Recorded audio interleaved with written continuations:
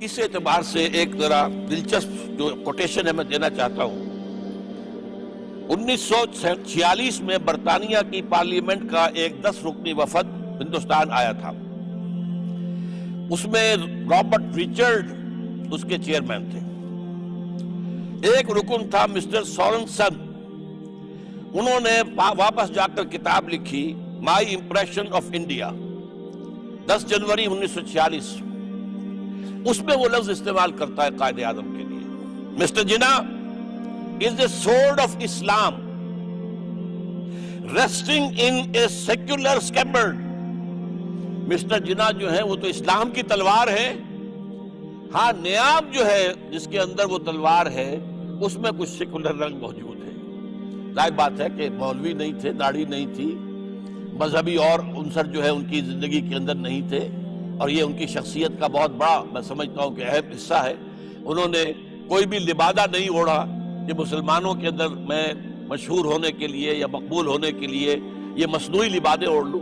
وہ اپنی سیرت و کردار کے اعتبار سے بہت مضبوط تھے، تو اس اعتبار سے یہ لفظ جو ہے بہت اہم ہے۔ بہرحال قائد اعظم نے پاکستان بنایا، اور پاک قائد اعظم کے لیفٹیننٹ کہہ لیجئے، نائب کہہ لیجئے، انہوں نے پاکستان میں چند ہی مہینے بعد قائد اعظم کے انتقال کے بعد قرارداد مقاصد پاس کرا کے پاکستان میں نظام خلافت کی بنیاد قائم کر دی۔ The constitutional basis of خلافہ is present in the objectives resolution، جو اب ہمارے کانسٹیٹیوشن کا آرٹیکل 2A ہے۔ اس میں مانا کہ خلافت ہے کیا؟ essentially what is خلافہ؟ حاکمیت اللہ کی، خلافت انسانوں کی۔ to be more particular، خلافت مسلمانوں کی جو اللہ کو مانتے ہیں۔ حاکم وہ ہے، اس کا نمائندہ رسول ہے، جو حکم اللہ اور اس کے رسول کی طرف سے آ جائے وہ تو واجب التعمیل ہے، اس کی تو اطاعت کرنی ہے۔ اس کے اندر خلافت کا معاملہ ہوگا امرہم شورا بینہم، باقی معاملات اپنے مشورے سے طے کر لو۔ ہاں جو واضح حکم اللہ کا آ گیا قرآن میں، جو واضح حکم رسول کا آ گیا حدیث صحیح میں، وہ لازم ہے، اس کو آپ جو ہے اس سے جو ادھر ادھر نہیں جا سکتے، یہ خلافت ہے۔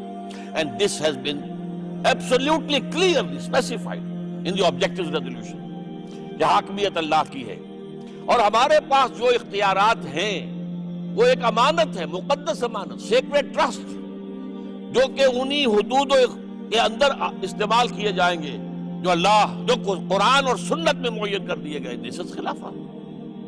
ایک آرٹیکل جو ہے وہ در حقیقت خلافت کی بنیاد کے قیام کے لیے دستور کے اندر کافی ہے، بشرطے کہ جیسا کہ میں بعد میں عرض کروں گا اس میں ایک جملہ اور ہوتا۔ جب یہ 2A کے طور پر لائے ہیں ضیاء الحق صاحب، اگر ایک جملے کا اضافہ ہو جاتا کہ it will take precedence over the whole of the constitution، یہ دفعہ پورے دستور پر حاوی رہے گی، تو پھر اس کے بعد کسی دفعہ 227 کی ضرورت نہیں تھی، بلکہ یہ کہ اس کے مطابق جو ہے یہ پورا کا پورا دستور جو ہے وہ اسلامی بن جاتا اور خلافت کا بن جاتا۔ اب آئیے، اب جگر تھام کے بیٹھے، میری باری آئی، باری تو بہت دیر سے آئی ہوئی ہے، لیکن اب ذرا تلخ حصہ ہے۔ لیاقت علی خان کی شہادت کے بعد جو کہتے ہیں کہ اس کے بعد چراغوں میں روشنی نہ رہی، اسلام کا وہ کھیل ختم۔ کیا اسباب تھے، کون ذمہ دار ہے، یہ ایک علیحدہ بحث ہوگی، لیکن بحث جیتے مجموعی پوری قوم مسلمانان پاکستان ذمہ دار ہیں، مجرم ہیں کہ اس کے بعد اسلام کی طرف کوئی پیش رفت نہیں ہو سکے۔ اسلام کا نظام آف سوشل جسٹس، عدل، فریٹرنیٹی، ایکویلٹی اینڈ فریڈم کہاں ہے؟ آپ کو معلوم ہے کہ سیاست اور حکومت پر وہ پورا رنگ جو ہے سیکولرزم کا وہ چھایا ہوا، اور اب روشن خیالی کے ذریعے سے اس میں جو نئی ڈائمنشنز ایڈ کی جا رہی ہیں، جو بات اور آگے سے آگے بڑھتی چلی جا رہی ہے، اس کا حوالہ عزیز ماکے صحیح دے چکے ہیں۔ اور نمبر 2، معیشت پر سود، جس سے بڑھ کر کوئی گناہ اسلام کی روح سے نہیں ہے۔ کسی گناہ پر اللہ کی طرف سے چیلنج نہیں آیا، اس سود کے گناہ پر چیلنج ہے۔ اگر باز نہیں آتے ہو فَأَذَنُوا بِحَرْبٍ مِّنَ اللَّهِ وَرَسُولِهِ، تو اللہ اور اس کے رسول کی طرف سے اعلان جنگ ہے تمہارے خلاف، الٹیمیٹم۔ اور کسی کے بارے میں نہیں آیا، جس کے بارے میں حضور کی یہ حدیث بھی موجود ہے سنن ابی داؤد میں، الربا 70 حوبن، سود کے گناہ کے 70 حصے ہیں، کچھ چھوٹے ہیں کچھ بڑے ہیں، ایسروہا، اس میں سب سے ہلکا اس کے مساوی ہے ان ینکح الرجل امہ، کہ کوئی شخص اپنی ماں کے ساتھ زنا کرے، یہ سود۔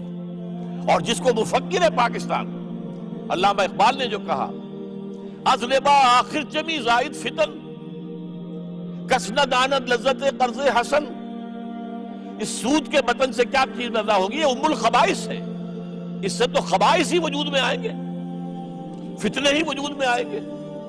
آج کسی کو بھی قرض حسن کی جو نعمت ہے، لذت ہے، آپ کے پاس کوئی فاضل سرمایہ ہے اور کسی اور کی ضرورت ہے، آپ دے دیں، پھر وہ واپس دے دے گا آپ کے اندر، جس کے اندر جو قصد دانت لذت قرض حسن، از ربا جا تیرا دل چوں خشت و سنگ، آدمی درندہ بے دندان و چنگ، اس سود کے ذریعے سے انسان کا باطن تاریک ہو جاتا ہے اور دل جو ہے پتھر ہو جاتا ہے، روڑے اور اینٹ کی طرح، پتھر کی طرح، اور وہ اگرچہ بھیڑیا نہیں ہوتا، بغیر اس کے بھیڑیوں کے دانت نہیں ہے، بھیڑیوں کا پنجہ نہیں ہے، لیکن وہ بھیڑیا بن جاتا، وہ سود۔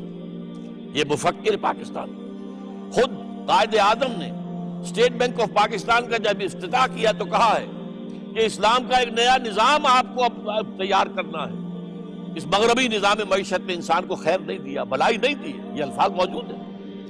انوگرل جو سیشن ہوا ہے، اجلاس تھا اسٹیٹ بینک آف پاکستان، اس بینکوں کے نظام کے بارے میں جو تلخ ترین حقیقت جہاں تک اقبال کی نگاہ پہنچی تھی، گاہ میری نگاہ تیز چیر گئی دل وجود، اس کے الفاظ میں آپ کو سنا رہا ہوں، این بنوک این فکر چالاک یہود، یہ بینک کیا ہے؟ یہ بینک کاری یہودیوں کے چالاک اور عیار ذہن کی پیداوار، انہوں نے پیدا کی۔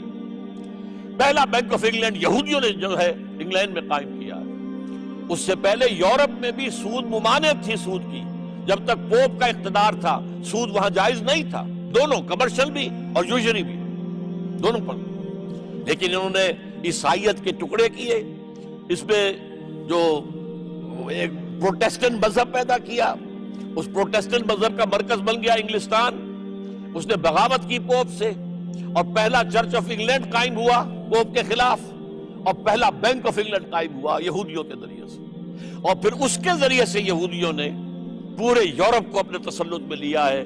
جو 1905 سے 1908 تک جب گئے تھے اقبال یورپ، تو دیکھ کر اپنی آنکھوں سے آئے کہ فرنگ کی رگے جہاں پن جائے یہود میں، ای بنوک ای فکر چالاک یہود، نور حق سینہ آدم ربود، انسان کے سینے میں اللہ نے جو نور رکھا ہوا ہے، روح نور ہے، اس کو نکال باہر کیا، ختم ہو گیا۔